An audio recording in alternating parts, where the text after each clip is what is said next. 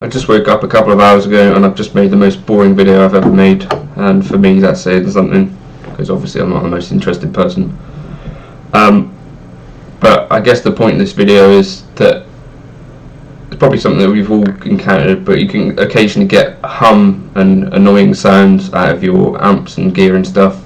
In this particular video I was trying to find out if I could use the Helix, the 4-cable method, with a couple of real amps and avoid some of the hum and buzz that I've historically got. I initially tried with the Mesa Mark 525 and the Nomad. This is really difficult, which is behind it. And through the video I found that the Nomad itself is giving off a bit of a buzz anyway, so that probably wasn't a particularly fair test. So I changed it to be a different amp underneath there. And so I guess the lesson is, first of all, identify the source of the buzz. So a good way to do this is to turn off your volume control on the guitar, because you will naturally get all kinds of buzz once you've got, especially if you're using single coils like me, once you've got your volume control on. And that kind of buzz generally is what we expect and is acceptable. It's the buzz which occurs when your volume control is off, which is more problematic, which is what I was trying to find and solve in this video. If the amps themselves are buzzing when they're isolated from your circuit, so if you've just got the amp on its own, as you turn the volume up, there's a buzz that gets increased, and it's not connected to anything else, that you're not going to be able to solve with a hum destroyer or anything like that. That's probably an amp, maybe an issue. It might not be an issue, it might just be a buzz that some amps are noisier than others. Yeah, and then once you've got everything connected and isolated, and you've worked out that there isn't a buzz individually, if you connect everything up and there is a buzz, that's when you know you've got a ground loop issue. I think it's generally a ground loop issue anyway. It might not always be. I don't know anything about electrics or anything like that. It's just my experience. And I found that by using the hum destroyer, so I initially tried the hum destroyer just on one of the amps, and that was a mistake because the ground loop exists between all of the units, so I needed to actually run the hum destroyer between both amps and Helix, which is a lesson that I've learned through this video. So yeah, isolate your things first and make sure they're not humming when they're by themselves. Next step, put everything together. Is there a hum? If so, then that's something you can probably solve. I managed to solve with a hum destroyer. In the past I've used ABY switches with a ground lift, not had success, but that might have also been because I wasn't isolating both amps, which is why you might need a box which has stereo stuff, or two separate channels that you can do if you're going to use two amps with a Helix, which is something that I want to try. So yeah, sorry the video's a bit all over the place and probably very boring, but it might be an issue that we've all faced at one stage or another, and so I guess it's worth solving. Right, this video might be somewhat interesting to you if you've got a Line 6 Helix and a real amp and you're interested in doing like a 4-cable method thing. Myself personally, I used to have a Line 6 Pod HD 500X, which I used to use in 4-cable method. Before that I had an XT Live, which I used in 4-cable method. But there's an issue which crops up occasionally.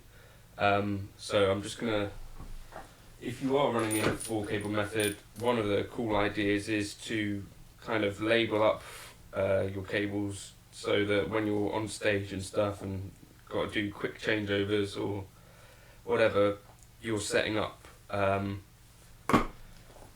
it's easier to see what goes where if things are labelled up. So for instance, I've got return and all that stuff written specifically on labels on the backs of these.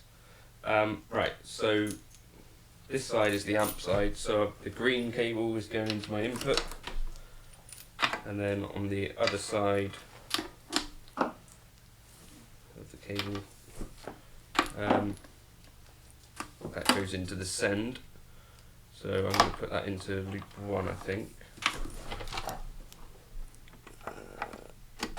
There. Then I've got a cable from the send of the amp and the return of the amp. And that's the amp connected up quickly.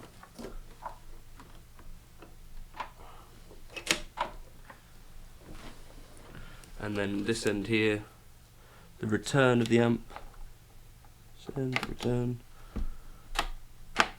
and the out of the Helix. Right, I'm going to power things up and hopefully you'll be able to hear the issue that I'm having. And I'm going to try and solve that.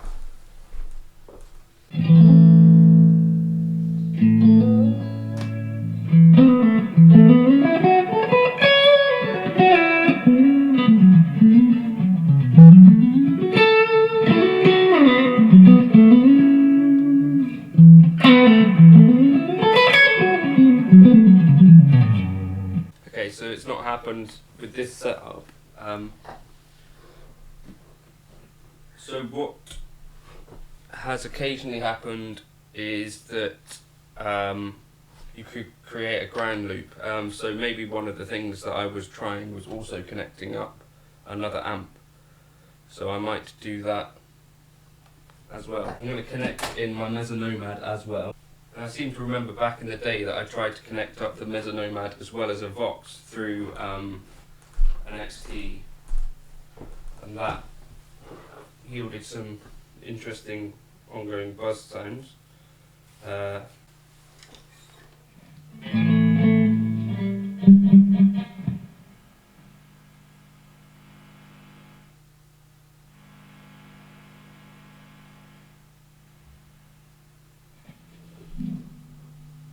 I tried with the Iridium as well. It wasn't any worse or any better putting that in the loop.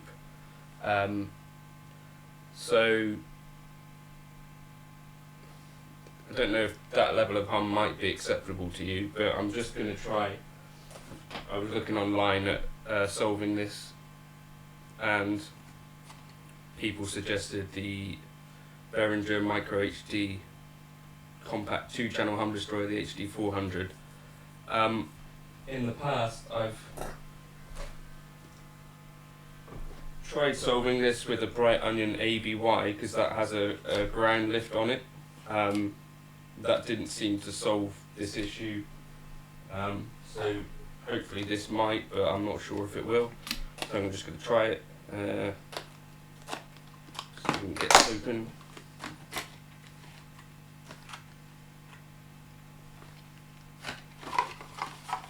It's a relatively simple small box. I bought this maybe Boxing Day and it's just arrived. So we'll see if it does anything. So I'm going to go from the input 1 into output 1, and we're going to, fingers crossed, it'll work. And as you can hear, that's made literally zero difference.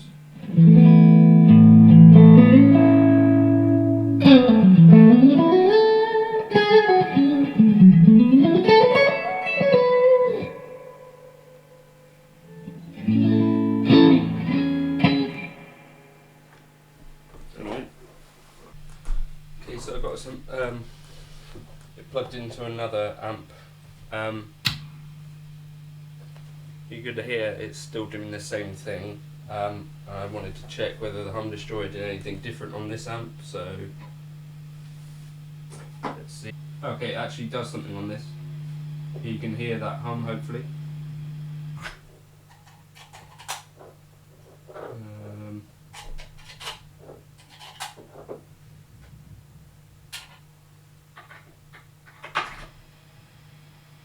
That hum isn't reproduced in this amp. Right, so what I'm going to try is then also taking the input of this amp, maybe. That's going.